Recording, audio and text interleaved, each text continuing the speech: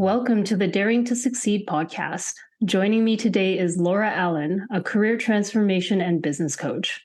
Laura helps professionals get excited about their careers again by discovering their dream career or pursuing a side hustle. Thank you so much for joining me, Laura. Thank you for having me. This is very exciting. This is my first ever LinkedIn audio. And I'm just, it's exciting. And we get to record it forever. So I like to start with a fun question first. Do you consider yourself more introverted, extroverted, or a bit of both? I think it's definitely a bit of both. I am very good in social situations like networking, going out and sort of I can go and do that, but it takes a lot out of me. And then I have to retreat back to my home for like a month and nobody talks to me. And I think I've come to learn over the years as I've grown up and matured, I guess, that sometimes it's okay just to sit in the room and not say anything and just be a bit introverted and just take it in. I always felt when I was younger that I had to talk a lot and really contribute to everything. And now I've realized that actually I don't. And I'm quite happy just taking things in and kind of being that quieter person. So, yeah, I would say definitely a bit of both. I can hold my own if I need to, but I'm also quite happy to just be quiet. Yeah. And I've heard that from a lot of both introverts and ambiverts that there is a lot of societal expectation to speak more or behave in a certain way that's more extroverted. So I'm glad to hear that you're better with being introverted and feeling comfortable with that. Yeah, I always used to, like when I'd go to like a training event or something, I'd always feel like I needed to contribute an answer. But what I realized was that by me always contributing, I was taking away opportunity for other people to contribute. So I'd really just leave it until if nobody said anything, then I would I'd fill the awkward silence with a joke or something to actually contribute. But I'm quite happy just sitting back. Nice. So when we last chatted, we talked about how you're point A and I'm point B of someone's career change journey. I love that so much because I can't do what you do, which is help people discover what they really should be doing if they're apathetic about their career right now. Can you tell us a little bit about who you work with and how you help them? Yeah. So I'm point A, you're point B. Essentially, I haven't niched to a point where I only work with males or females or people in their 30s or 40s, whatever. I will work with anybody who's feeling really, like you say, apathetic, unfulfilled, doesn't really know what to do. Perhaps they've tried multiple avenues, they've tried looking for different things and kind of hit a dead end, or maybe they've tried different jobs and just not getting that job satisfaction. The reason I do what I do is because I found myself in that position and I didn't really know what to do. And I spent months and months and months sort of essentially asking the universe for some guidance. I was like, please, universe, tell me what to do. And I realized that there is a process of sort of self-discovery that you can go through to really help you understand what it is that you want to do for your career. And it takes into account a lot of different factors. So it's not just about the job. You've got to take into account, your lifestyle, who you are, your personality. Are you an introvert? Are you an extrovert? Do you want to do something that's face to face, or are you quite comfortable working from home and sitting behind a desk? Do you want to have high earnings, or actually are you quite comfortable earning a middle salary and having more flexibility? There's so many different factors, and sometimes we only just look at I need a salary. And then you kind of have to ask yourself, like, well, why do you need that? What is that helping you in your life? And just really dig deep into it. And I think it's hard to do that on your own.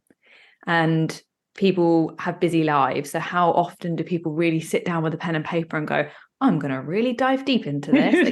They don't. They absolutely don't, which is why as a coach, you hold space for people to give them that time to kind of answer all of those questions. So I don't not work with anybody. I work with anybody who's looking for that kind of clarity and then also the confidence to then start taking that information and putting it into action.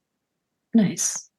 And I think it is so important to have a coach help you through that because, I mean, I'm sure you found through your own journey, there's so many things to consider that probably some of them you don't even know to ask. Or I've worked with a coach before myself on my career, like my corporate career before, where there's some very uncomfortable things that you need to kind of work through. And sometimes you do need that coach to kind of prod you through that process. Yeah, absolutely. And I think I certainly found that when I was going through my journey and I didn't have that support. And then when I went into starting my own business, there was so much to consider that I hadn't even thought about. And I didn't really know where to go for that kind of help and support. So I spent, again, months researching, going to different types of people, having to invest lots of money into like different things. And, that's really spurred me on to create something for people that's more of a one-stop shop. Like, you don't have to go looking everywhere because I've already done it for you and I've brought it into one place for you and I want to share it with you. So yeah, I think it's really important to have people on your side to help support you with whatever your goal is. Absolutely. And for all of our introverted listeners out there, is there any piece of advice that you would give them if they're not really satisfied with their careers anymore, but not sure what to do? Yeah. So first of all, just know that you're not alone. The majority of the workforce these days seems to feel like that in some way, shape, or form. I think being introverted, you're probably less likely to reach out to somebody for support, maybe.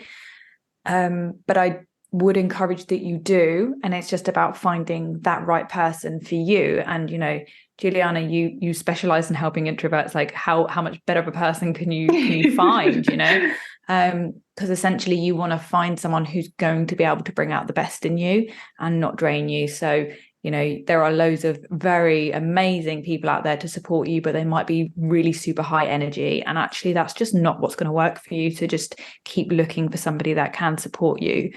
And I really like what you do, Juliana, with part B of the process and helping introverts with their kind of job search and things like that. Because I think, again, it can feel really overwhelming that you don't know if you're going to be able to get out of the comfort zone of the career that you're in, because although you're unhappy, it's easy.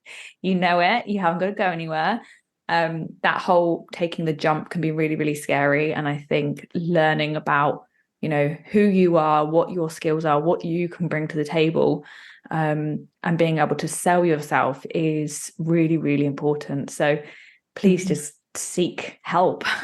Don't sit and suffer in silence, because you were not born to go to work and be miserable all of your life. That's just not why we're here. No, absolutely not. And I think both of us are in that position where we've decided not to be miserable anymore. Oh, yeah. It's a good feeling to leave that behind. Definitely. It really, really is. There is hope and a brighter future out there. You've just got to go and find it. Absolutely. Well, thanks, Laura. And I think you also have a free ebook that you're offering to our audience for overcoming limiting beliefs. So I will drop that link in the show notes for everyone. And perfect. I think that's it for today. Yeah, I was just saying on that one quickly that it's a really good exercise, because it does get you to sit and ask yourself some questions. So I think it's a very reflective exercise. It will help you uncover what it is that is holding you back from changing careers, or, to be honest, you can apply it to any area of your life once you understand it. But as part of that, I then teach you how to use EFT tapping, which is emotional freedom technique, which is an incredible tool that you can use to really reprogram your brain and give you that confidence to move forward. So yeah, once you've learned how to do that with anything, like, you can apply it to any area of your life. So it's really, really good tool. Awesome. Well, thanks again, Laura. This was a lot of fun. Thank you. Enjoyed it.